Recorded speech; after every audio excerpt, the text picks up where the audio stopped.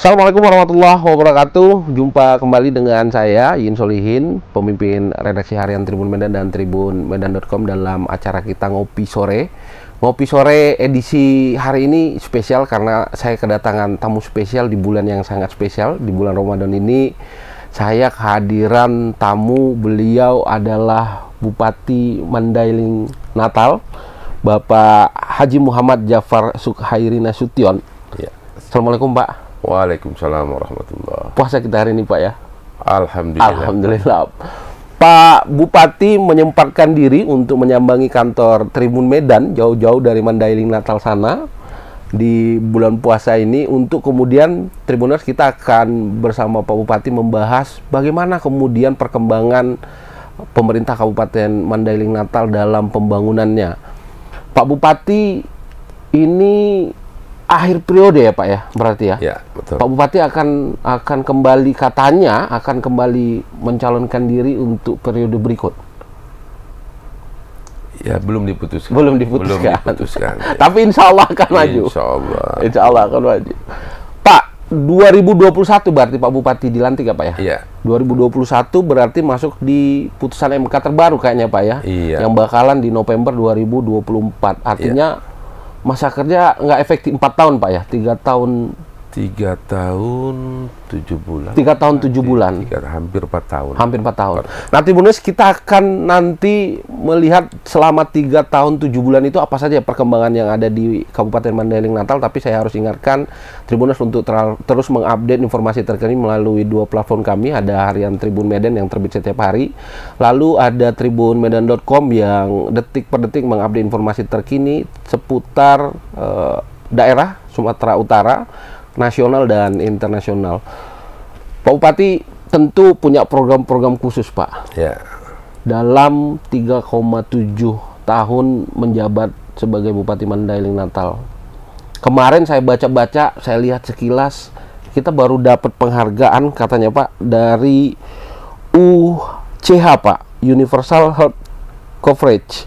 Itu sebesar 96,39%. Yang terhitung Januari 2024 itu hampir 96 lebih warga Kabupaten Madinah itu sudah terdaftar di program ini. Iya, betul. Itu satu di antara program prioritas yang Bapak betul. laksanakan. Ya. Jadi baik, terima kasih Pak Solihin. Solihin, berbahagia sekali bisa berkunjung ke Tribun. Kemudian apa yang Bapak sampaikan, memang Mandailing Natal punya visi misi, kemudian juga punya tagline bersyukur dan berbenah. Bersyukur dan berbenah. Iya, 2 suku kata barangkali yang betul-betul kita maknai sebagai bentuk rasa syukur kita terhadap ciptaan Allah. Kemudian berbenah, bagaimana kita membenahi kondisi pelayanan kesehatan. Kemudian dari situlah kita beranjak bagaimana pemerintah daerah memikirkan kondisi pelayanan kesehatan ke seluruh pelosok Kabupaten Mandailing Natal. 48 miliar barangkali alokasi anggaran untuk pelayanan Kesehatan. BPJS Kesehatan. Tentunya ini akan bisa menyentuh seluruh komponen masyarakat. Ini angkanya luar biasa Pak, 96,39%. Artinya tinggal 3% sekian yang belum tercover.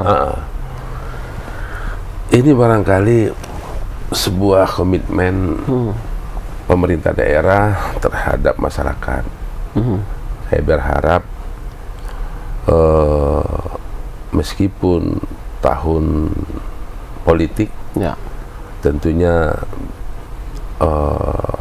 pos-pos anggaran untuk penyelenggaraan pemilu tahun politik, pilkada, masih bisa kita memikirkan alhamdulillah kondisi masyarakat kita. Ini yang membukakan hati kita agar program ini tentunya mendapat dukungan dari seluruh lapisan masyarakat, terutama sosialisasinya.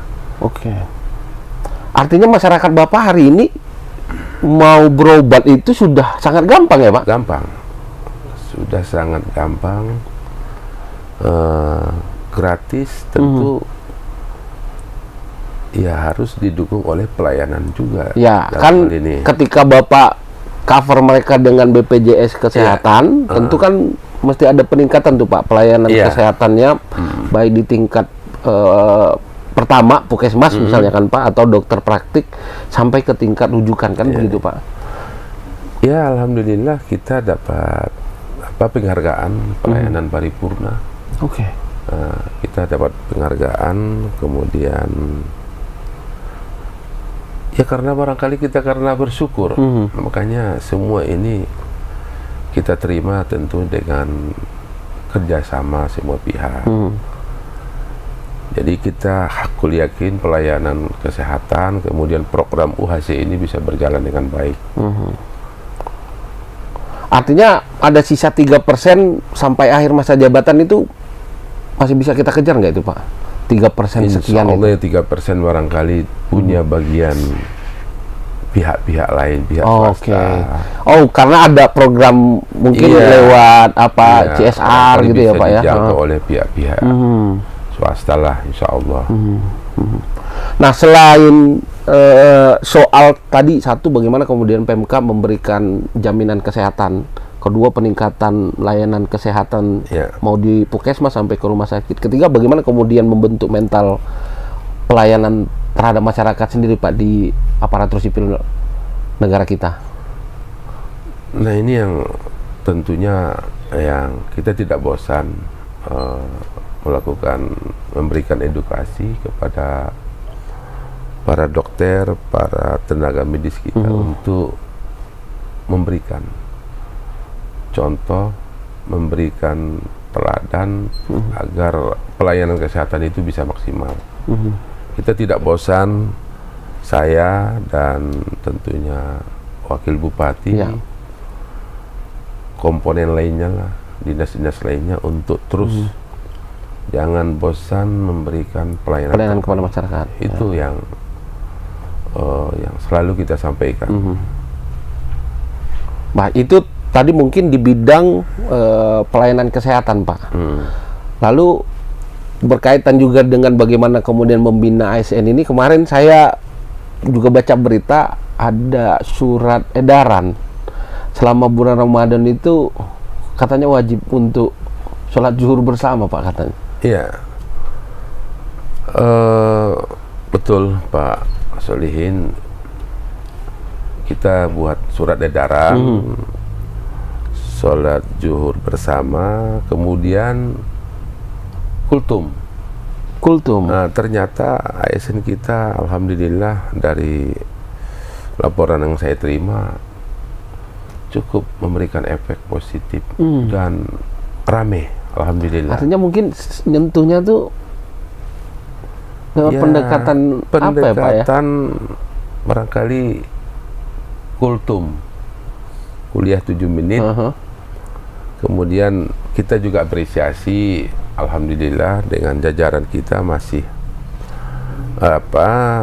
mau menerima arahan daripada bupatinya. Niat kita baik. Kemudian ada juga peraturan yang barangkali perbub sholat subuh berjamaah. Ada ya Pak ya? Ada, itu bagi anak SD dan SMP. Oke, tidak hanya bagi ASN. Jadi ini saya ingat Pak, waktu saya kecil dulu Tribuners, jadi ketika SD itu kan kita dikasih buku tuh Pak sama guru. Disuruh meringkas kultumnya, disuruh minta tanda tangan. Nah, ini Bapak jadikan lagi program kita ini untuk anak-anak kita. Nah, tentunya dengan dengan kepala sekolah, para guru yang ikut mengawasi, kemudian saya juga sedikit sampaikan ke guru, awas, ke camat juga saya ya sedikit kita warning lah bahwa program sholat subuh berjamaah ini harus jalan, karena ini bagian daripada pembinaan akhlak generasi muda kita. Betul Pak. Coba kita bayangkan anak kecil ya tidak pernah bangun pagi, Ya. telat, dan jarang menerima suasana pagi, sholat subuh, Ya. ada kultum. Ini pintu masuknya ya subuh itu. Ya, Subuh itu dia akan menerima ketika syaraf dia masih fresh, tidak ada Ya. ada sholat berjamaah, kemudian kiai kita memberikan ceramah. Artinya ada apa ya Pak, membentengi sejak dini mereka Iya, untuk kita akan bentengi karena mereka penerus Ya. generasi bangsa ini. Coba ya tentu ini bayangkan juga terkait kita Indonesia Emas itu kan Pak. Bagaimana program Indonesia kemudian Emas. Jadi kalau seorang generasi harapan bangsa tidak pernah bangun pagi, tidak pernah sholat subuh,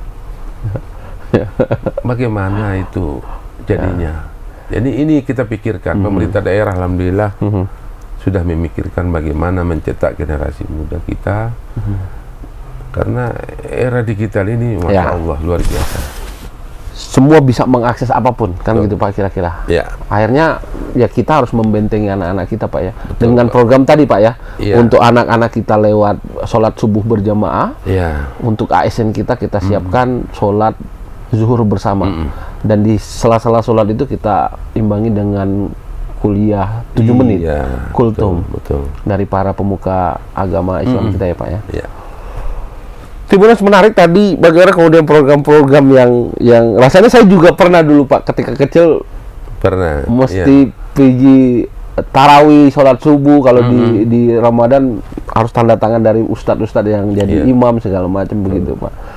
Itu di bidang kesehatan tadi Pak. Sekaligus sedikit kita kemudian menyinggung soal pendidikan. Nah, bagaimana kemudian soal pendidikan Pak? Untuk tadi kita menyinggung sedikit bagaimana Bapak membangun mental lah ya, membangun mental anak-anak kita lewat pendekatan agama. Lalu bagaimana kemudian selama hampir 3,7 tahun ini Bapak dan Ibu Atika kemudian membangun sarana dan prasarana pendidikan untuk anak-anak kita di Mandailing Natal? Ya, jadi begini Pak. Dari laporan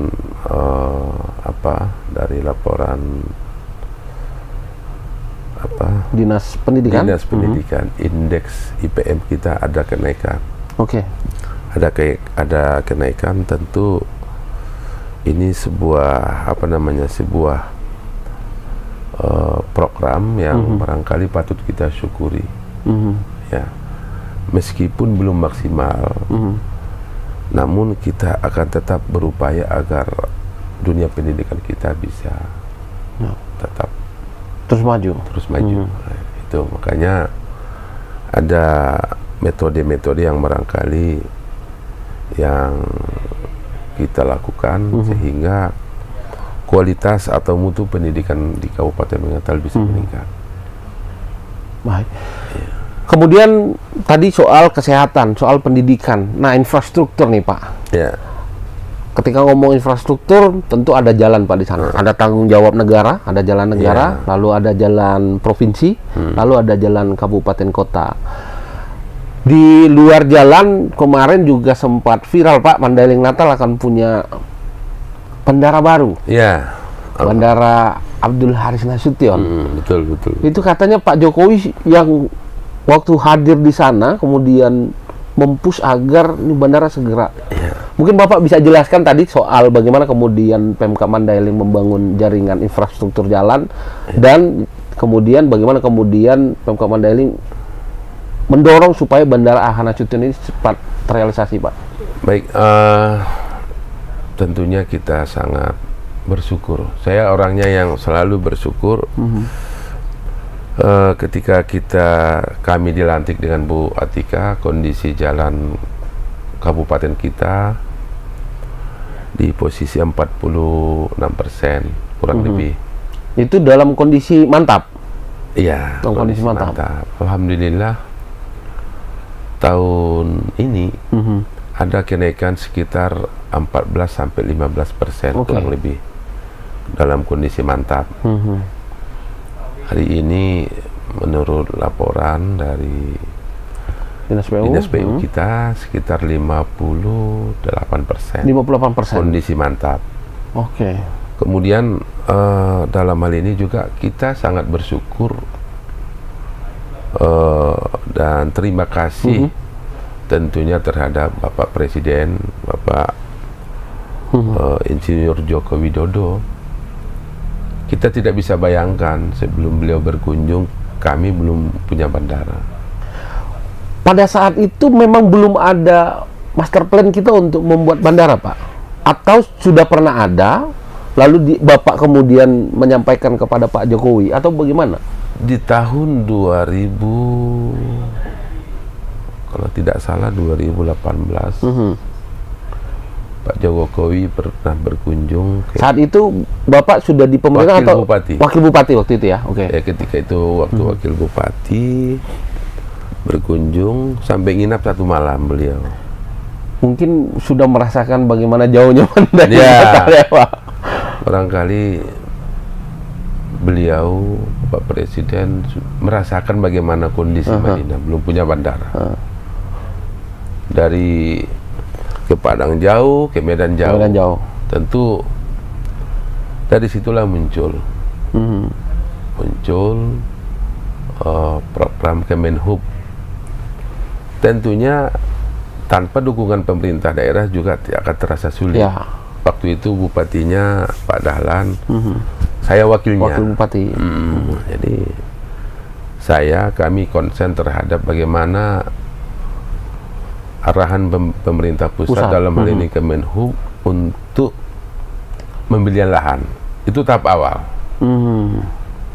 Ya kan? Ya, karena tentu kontribusi, ya Pemkab harus kontribusi dong ya Pak ya. Tidak mungkin dari pusat semua. Mungkin pusat perizinan segala macam. Iya. Ya Pemkab harus penyediaan lahan segala macam kan. Nah, ketika itu rapat di TAPD, arahan ke OPD bagaimana ini jadi.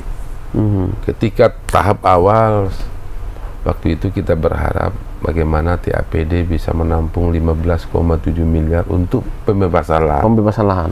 Itu tahap awal. Tahap awal, alhamdulillah di APBD kita tampung. Tentunya Bupati dan Wakil Bupati tentu ikut mendorong program ini. Apa yang dibutuhkan tentu pemerintah siap. Itulah awal daripada pembangunan 2018 ya Pak ya. Kemudian persoalan ini bagi saya ini rahmat ya. Persoalan siapa, bagaimana prosesnya itu tentu ini doa dari semua lapisan masyarakat. Tentu siapapun berkontribusi Pak ya. Siapapun mau pemerintah, jadi, mau DPR. Iya, ya, kalau DPR nggak setuju, dananya nggak keluar dong Pak. Masyarakat mungkin yang saat itu menguasai lahan, kemudian Pak udah ikhlaslah saya Pak. Iya. Jadi kita tidak boleh mengklaim bahwa itu jasanya. Suksesi siapa lah gitu Pak ya. Nggak boleh kita mengklaim bahwa ini berkat dukungan dari semua komponen. Semua lapisan masyarakat. Doa dari semua lapisan masyarakat. Dukungan dari pemerintah pusat. Jadi semua ikut. Ada kontribusinya. Ada kontribusi. Jadi kita tidak boleh mengklaim kita. Nggak boleh. Dan kemudian kita mengusulkan karena belum punya nama, kita usulkan namanya Bandara Jenderal Besar Ahanasution. Alhamdulillah pemerintah pusat setuju. Nah, sambil Tribuners, kenapa nama Abdul Haris Nasution itu dipilih? Karena beliau adalah pahlawan nasional, jenderal yang asalnya dari Mandailing Natal. Beliau lahir di Kabupaten Mandailing Natal. Beliau jenderal besar dan bagian dari kebanggaan, bukan hanya kebanggaan kebanggaan Indonesia, Pak. Indonesia. Ya. Jadi wajar, sangat wajar nama bandara itu Ahanasution. Ya. Dan hari ini bagaimana kemudian progres dari Bandara Ahanasution ini, Pak? Hari ini sudah 100% Pak. Sudah kalibrasi katanya Pak ya kemarin ya? Sudah kalibrasi. Kemudian kita sudah surati pemerintah pusat agar bandara ini diresmikan oleh Presiden. Sudah Kita dapatkah jadwalnya Pak? Atau sudah kita dapat isunya, masih info dari Setnek sudah masuk kalender. Oke. Nah, kita Kalender berharap peresmian. nih, Kita ya mudah-mudahan ini ditonton, mungkin Pak Presiden bisa tonton Iya. atau stafnya. Masyarakat Mandailing Natal menunggu waktu peresmian Bandara Ahana Kami Sution. berharap atas nama seluruh masyarakat Mandailing Natal berharap bandara ini Segera bisa beroperasi Pak ya. bisa segera beroperasi dan diresmikan oleh Bapak Presiden. Pak Bupati, secara tentu kan ada keuntungan Pak, keuntungan secara ekonomis, Iya. secara transportasi, konektivitas. Apa catatan Bapak ketika nanti bandara ini bisa beroperasi untuk masyarakat di Mandailing Natal? Ini tentu akan membawa dampak positif terutama untuk ekonomi, bahwa yang selama ini jarak tempuh antara Madinah dengan Medan itu 12 jam. 12 jam Pak ya. Kemudian pemerintah daerah juga menyiapkan runway ketika nanti ketika nanti Beroperasi lantas dianggap bisa nanti Boeing, ini kan perintis, masih ATR barangkali ya. Kita berharap bisa Boeing atau Kita Airbus berharap nanti Pak ya. ketika Boeing nanti lahannya sudah ada. Ya. Coba kita bayangkan akses, kemudian kunjungan para investor atau membawa hasil-hasil daripada Kabupaten Mandailing Natal, tentu akan membawa dampak positif secara ekonomis Pak ya. Nah, kemudian juga ke negara tetangga kita juga ternyata lebih dekat dari bandara kita itu Pak. Ahana Sution Ke Malaysia itu lebih dekat. Gambarannya kalau dari Mandailing Natal ke Kuala Lumpur Medan 45 menit. Kalau ke KL Kuala Lumpur ternyata 35 menit. lebih dekat ya Pak. Jadi tentu bandara ini punya harapan, punya prospek masa depan. Mungkin akses para pengusaha mungkin dari luar sana. Iya, kemudian di sana juga banyak investor. Mau perkebunan, mau perikanan, gitu ya, Pak. Jadi, masya Allah, Pak. Jadi ini kita hanya tinggal menunggu saja diresmikan Bapak Presiden nanti, operasional akan terbuka. Alhamdulillah kemarin kita saking semangatnya Pak Solihin, kita ketemu dengan yang punya Lion Air, Pak Rusdi Kirana. Dengan tim TP2D, alhamdulillah Pak Rusdi bersedia. Welcome. Nah, tentunya ini semua kembali kepada Bapak Menteri Perhubungan. Bagaimana maskapai ini bisa beroperasi segera beroperasi. Biasanya kan ada kerjasama dengan Pemkab dulu tuh Pak, sambil menjamin jumlah penumpang segala macam. Kalau itu kesiapan dari Pemkab itu pemerintah sudah siap, daerah siap, siap MOU dengan pihak Kemenhub, pihak maskapai. Barangkali ada berbagai pihak lah, kami siap. Namun yang terpenting bagaimana ini bisa segera. Pak, selain runway, fasilitas pendukung itu juga sudah siap semuanya? Sudah siap ya? Sudah. Oke. Fasilitas pendukung, fasilitas daratnya semua sudah siap. Nah ini menarik Tribuners, karena kalau kita dari Medan ada opsi memang untuk pakai pesawat Pak ya, tapi berhentinya kan bukan langsung di Madinah kan Pak? Di mana? Sibolga gitu Pak ya? Iya, selama ini. Jalan lagi kan Pak? Sekitar 3 jam Pak ya? 3-4 jam. 3-4 jam. Nah, dengan adanya akses Bandara Ahana Sution di Mandailing Natal ini, mungkin masyarakat terbantu sekali. Dari Medan sangat cuma terbantu. 45 menit mungkin Pak ya? 45 menit. Kemudian turun di Kecamatan Bukit Malintang. Ke kota paling 15 menit. 15 menit. Ini akses yang luar. Dan informasi Pak, memang kemarin saya berjumpa dengan teman-teman di imigrasi waktu saya main-main Pak ke Mandailing Natal. Angka jumlah jemaah umroh dan jemaah haji di Mandailing Natal itu terbesar se-Sumatera Utara rupanya Pak. Iya. Jadi begini Pak Solihin, kita juga ini rahmat ya. Kita nggak, ternyata tanpa ikhtiar ini akan sulit terwujud. Saya dilantik ini baru diresmikan imigrasi. Ya. Beberapa bulan kemudian, alhamdulillah ini kebijakan daripada Kemenkumham yang barangkali semua daerah akan berebut mendapatkan. Kabarnya Bapak kasih fasilitas yang luar biasa untuk teman-teman imigrasi. Kita kasih fasilitas. Itu di kantor camat kan? Kalau saya sempat ke sana Pak. Iya, jadi bukan begini. Selama ini warga kita mengurus paspor ke Sibolga. Jarak tempuhnya itu sekitar 4 jam. 4 jam. Ya. Nah, ini terkhusus para jemaah umroh dan haji, tua-tua, masih opung, mama kita ya Pak. Kita 4 jam harus. Dan rasanya kalau mengurus paspor, oke, paling cepat 1 hari kerja Pak. Paling cepat. Artinya masyarakat kita yang opung, nenek-nenek kita, mama kita itu harus 1 harian. Nah, itu yang ketika saya ngurus paspor ke Sibolga ketika itu kok jauh gitu Pak ya. Saya jumpa dengan masyarakat kita di sana, tua-tua, 1 bus, 2 bus. Dari situ kita terpanggil. Langsung kita ketemu dengan kepala imigrasi Sibolga. Prosesnya panjang, tapi kita terus berjuang. Alhamdulillah, kita sudah punya kantor UPT imigrasi. Sebentar lagi insya Allah akan kantor imigrasi. Akan ditingkatkan katanya. Akan ditingkatkan.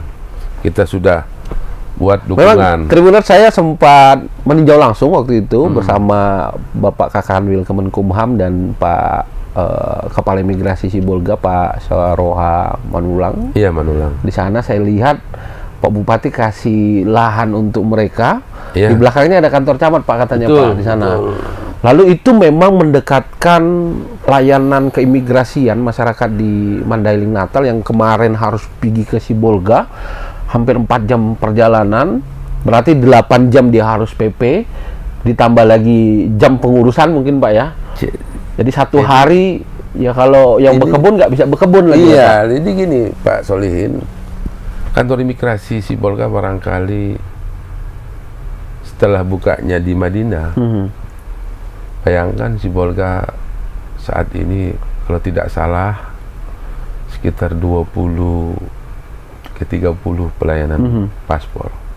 Madinah saat ini bisa 50 Pak, katanya lebih tinggi katanya Pak ya, lebih tinggi. Sudah lebih tinggi Mandailing Natal ketimbang Sibolga. Karena kayaknya dia juga bukan hanya mengcover di wilayah Mandailing Natal Pak, tapi kabupaten tetangga di Mandailing Natal itu juga bisa terlayani kayaknya. Ada bahkan dari Pasaman, kemudian dari Sidimpuan, itu satu di antara cara bagaimana kita memudahkan masyarakat kita Pak yang mendekatkan pelayanan imigrasi. Pelayanan.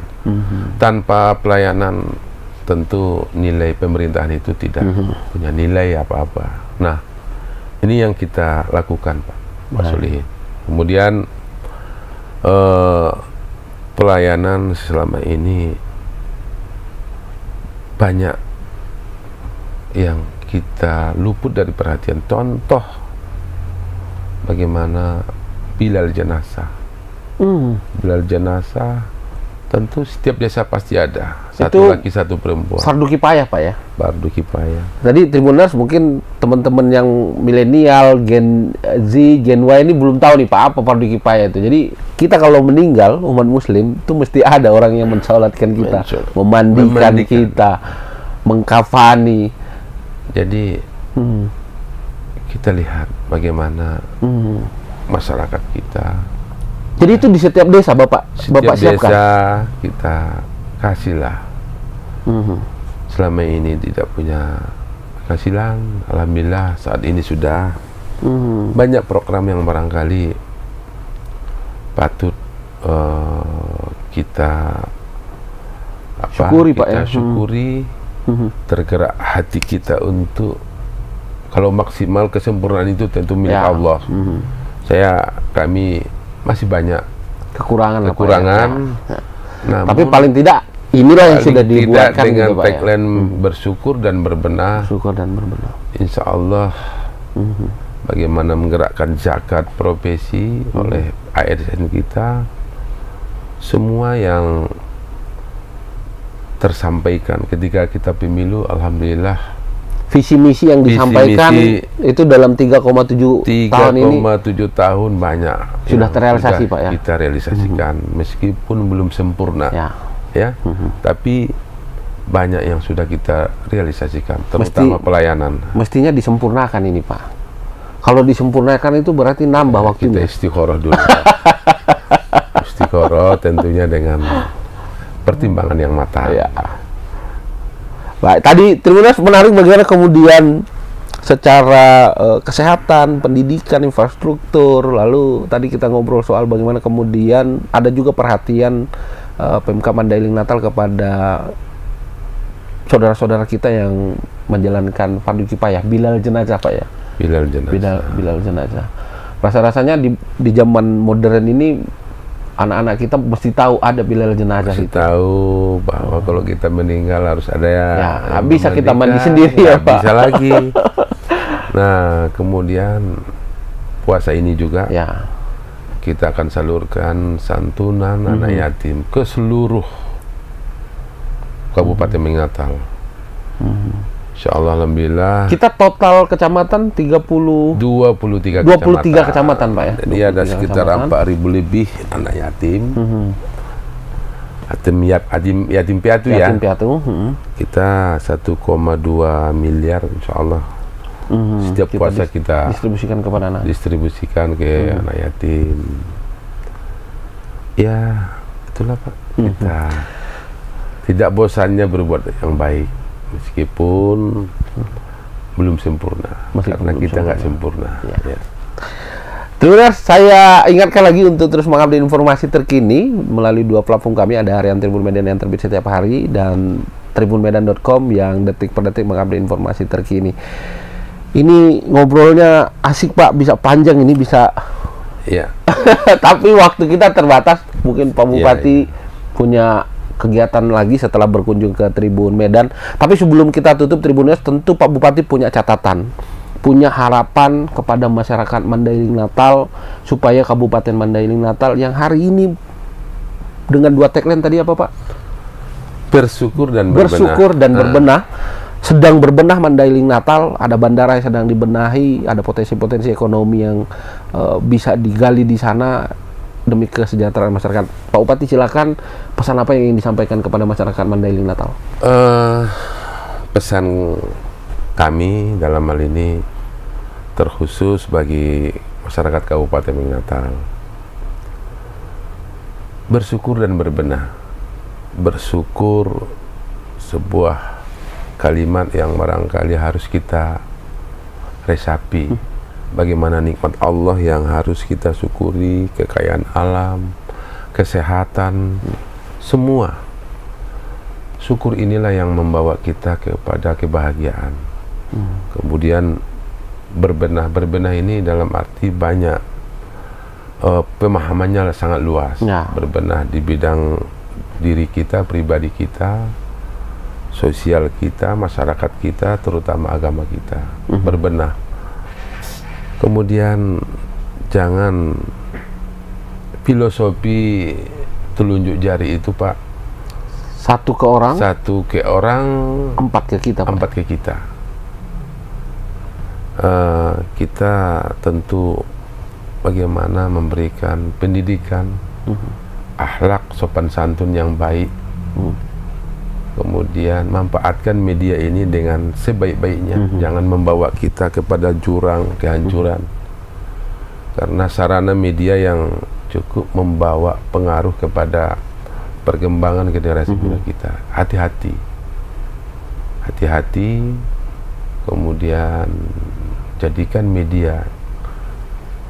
media sosial ini sebagai sarana untuk menambah ibadah, persahabatan, jangan mengumbar permusuhan, Pak, ya? Permusuhan. Ya. Ini yang perlu kami sampaikan, bahwa mohon mengurangi hal-hal yang tidak berguna, apalagi itu mengandung fitnah. Itu yang barangkali perlu kita sampaikan pada masyarakat Kabupaten Natal, dan itu tadi maknai bersyukur dan berbenah. Ya, maknai bersyukur dan berbenah. Tentu dua suku kata ini juga tidak bisa juga diterima semua publik. Bersyukur apa, berbenah apa, tapi hanya itulah kemampuan yang barangkali bisa kita persembahkan. Tentu yang menilai itu masyarakat Kabupaten Natal, dan Allah Subhanahu wa taala dalam hal ini juga melihat apa niat baik kita untuk masyarakat Kabupaten Natal. Barangkali itu, Pak. Baik, Pak Bupati Tribuners, terima kasih sudah menyimak wawancara spesial saya dalam ngopi sore hari ini dengan Bupati Mandailing Natal, Bapak Haji Muhammad Jafar Sukhairi Nasution.